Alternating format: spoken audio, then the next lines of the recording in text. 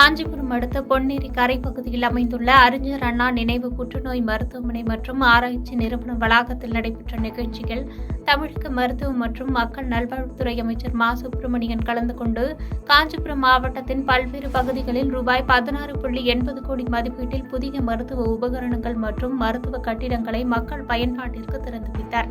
இந்நிகழ்ச்சியில் அமைச்சர் அன்பரசன், ஆட்சியர் கலைசெல்வி, எம்பி செல்வம், சட்டமன்ற உறுப்பினர்கள் சுந்தர் எழிலரசன், மருத்துவமனை இயக்குநர் டாக்டர் சரவணன் உள்ளிட்ட பலர் கலந்து கொண்டனர்.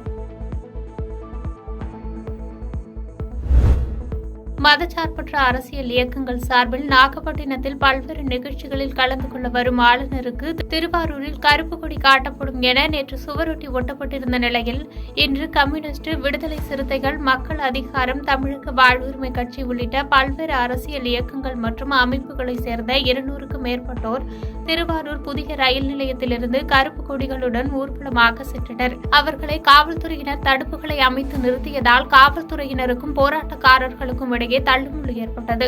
இதனால் அங்கு பரபரப்பு நிலவியதைத் தொடர்ந்து திருவாரூரில் இருந்து தஞ்சை செல்லும் சாலையில் 300க்கும் மேற்பட்ட போலீசார் தடுப்புகளை அமைத்து பாதுகாப்பு பணியில் ஈடுபட்டனர்.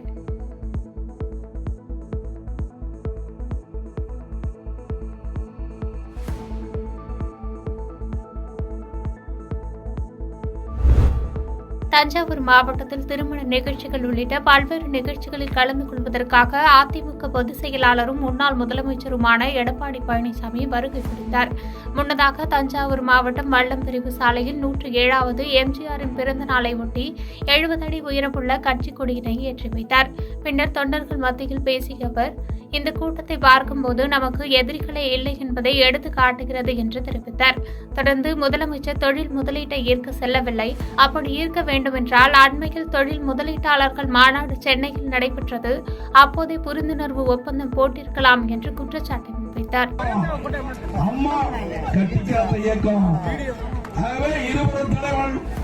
இறைவனுடைய சக்தி பெற்றவர்கள், இறைவனை நாம் பெற்றிருக்கின்றோம்.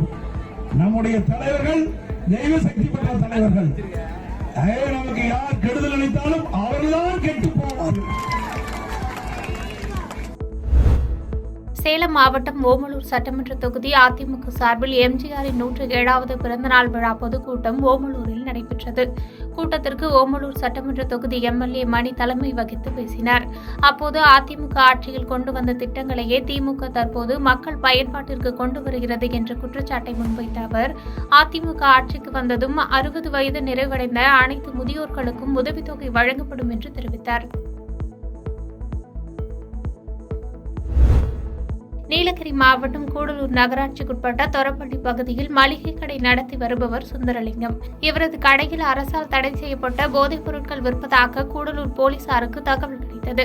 அதன் அடிப்படையில் கூடலூர் காவல் நிலைய ஆய்வாளர் சாகுல், உதவியாளர் கபில்தேவ் ஆகியோர் சுந்தரலிங்கம் என்பவரின் கடையில் சென்று திடீரென சோதனை நடத்தியதில் அரசால் தடை செய்யப்பட்ட கூல்லிப் மற்றும் ஹான்ஸ் போன்ற 1000 பாக்கெட்டுகள் பறிமுதல் செய்யப்பட்டது. தொடர்ந்து கடை உரிமையாளர் சுந்தரலிங்கம் என்பவரை கைது செய்து அவர் மீது வழக்கு பதிவு செய்து போலீசார் விசாரித்து வருகின்றனர். பாதகம் செய்பவரை கண்டால் நாம் பயங்கொள்ளலாகாது பாப்பா, மோதி மிதித்து விடு பாப்பா, அவர் முகத்தில் உமிழ்ந்து விடு பாப்பா. அண்மை செய்திகளை உடனுக்குடன் தெரிந்து கொள்ள இணைந்திருங்கள் இயம்நாடு தொலைக்காட்சியுடன்.